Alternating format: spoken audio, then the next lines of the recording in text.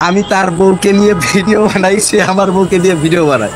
আলোচিত content creator hero Alam অভিযোগ করেছেন তার স্ত্রী রিয়া মনি কক্সবাজারে রাত কাটাচ্ছেন প্রেমিক ম্যাক্স অভির সঙ্গে, যা ঘিরে নতুন করে শুরু হয়েছে সোশ্যাল মিডিয়ায় তোলপাড়।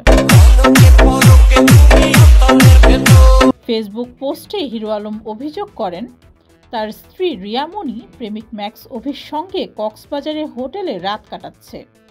সেই সঙ্গে রিয়া মনি ও ম্যাক্স অভির কয়েকটি ভিডিও শেয়ার করেন হিরো আলম, যা ঘিরে শুরু হয়েছে তুমুল আলোচনা।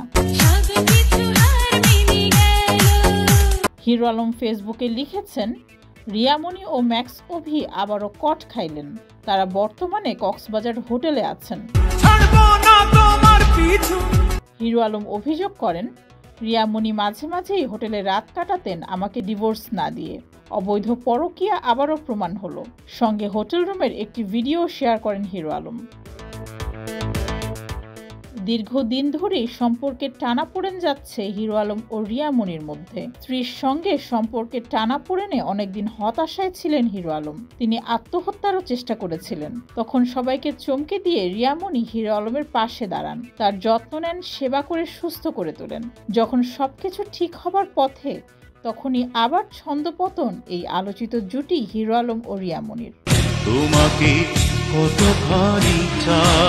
ডেস্ক রিপোর্ট, যুগের চিন্তা।